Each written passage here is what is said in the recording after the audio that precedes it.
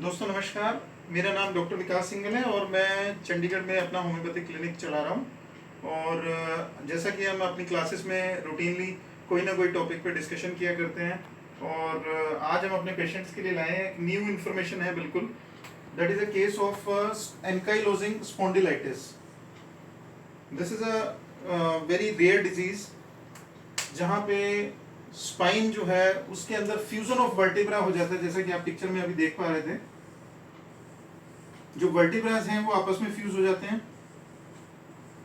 Ankylosing means fusion of vertebras, ankylosing spondylitis, and this condition is known as bamboos spine.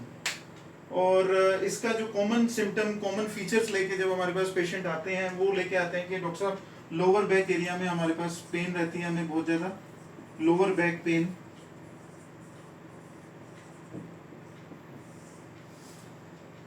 अपने viewers के लिए मैं ये चीज़ बताना चाहूँगा यहाँ पर कि एक्सरे में अगर हम डायग्नोज करें तो एक्सरे में हमारे को केवल और केवल स्पॉन्डिलाइटिस आता है, ज़्यादा डिटेल में उसकी डिटेल नहीं आती है।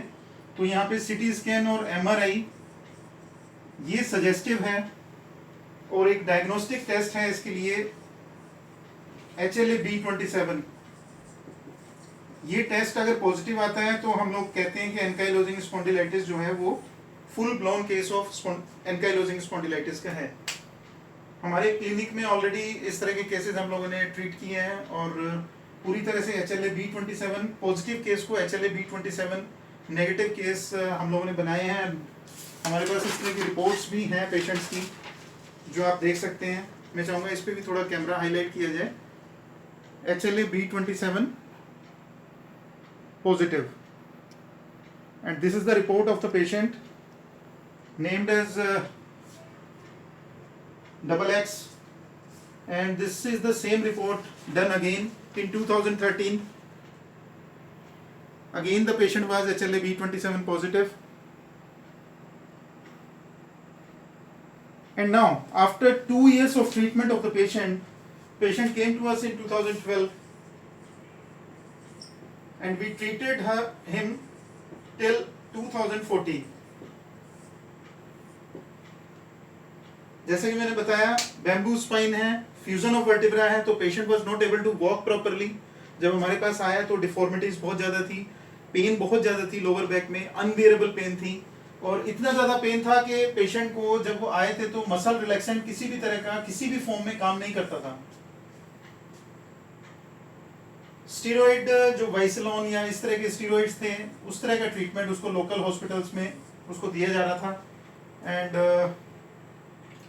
जैसा मैंने बताया उसका पोस्चर जो है वो स्टूप पोस्चर हो गया था, ऐसे एक स्टिफनेस जैसे बहुत ज़्यादा, एक तरह से यू कैन से जैसे कि स्पाइन की जो पोजीशन है वो नॉर्मली आपको ऐसे अगर देखने को मिलेगी, बैम्बू स्पाइन में वो स्पाइन पूरी तरह से सीधा हो जाता है because of fusion of vertebra.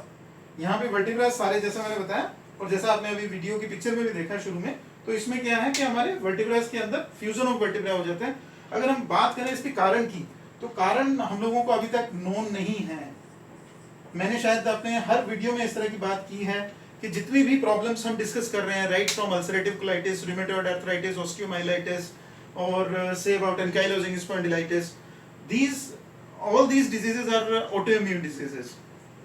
Immune system की वीकनेस की वजह से हम लोगों को इन्फेक्शन किसी भी तरह से हो जाता है। वो आगे किसी भी बीमारी का नाम हम कुछ भी दे सकते हैं, नाम डिफरेंट होने से हम लोग जैसे होम्योपैथी में बात करते हैं कि नाम डिफरेंट होने से बीमारी को हम लोग ट्रीट करते हैं। No doubt we are treating the illness, but at the same time we have to treat the patient as a whole.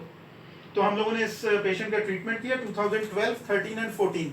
After 3 years of treatment patient is absolutely normal, और हमारे क्लिनिक में उसके सारे proofs हैं, सारी चीज़ें, सारी details, आप पेशेंट के फ़ोन नंबर्स हैं, फाइल डिटेल्स हैं, इस तरह के नंबर ऑफ केसेस हैं। एंकाइलोजिंग स्पॉन्डिलाइटिस, मैं आज अपने व्यूवर्स के लिए ये बात बोलना चाहूँगा कि इस तरह का बैम्बू स्पाइन से रिलेटेड कोई भी केस हो, आप हमारे क्लिनिक में ज़रूर लेकर के आएँ, और एक बार हमारे क्लिनिक विजिट करें। और इस तरह की फाइल्स हैं, केस स्टडीज़ हैं, आप देख भी सकते हैं। और यहाँ पे एक चीज़ और एडवाइस करूँगा, इस तरह के पेशेंट्स को जो स्पॉन्डिलाइटिस के हैं या जनरल आर्थराइटिस, कोई भी आर्थराइटिस से रिलेटेड कोई प्रॉब्लम है, उसमें वेट कंसिस्टेंस एक रखें कि एक थोड़ा वेट कंट्रोल पे ध्यान दें। सेकंड थिंग, एक्सरसाइज फैक्टर जो है रेगुलर रहे। और स्ट्रेंथ बिल्टअप करने के लिए थोड़ी ट्रेनिंग या एक्सरसाइज या फिजियोथेरेपिक एक्सरसाइज वो साथ में चाहिए होती हैं।